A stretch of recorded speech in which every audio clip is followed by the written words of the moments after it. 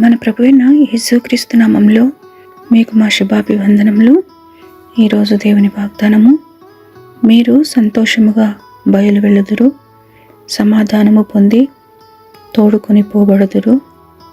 మీ ఎదుట పర్వతములను మెట్టలను సంగీతనాదము చేయును, పొలములోని చెట్లన్నీయు చప్పట్లు కొట్టును. యెషయా 55వ అధ్యాయము 12వ వచనము.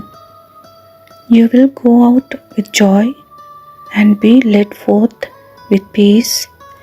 The mountains and the hills will break forth into shouts of joy before you, and all the trees of the field will clap their hands.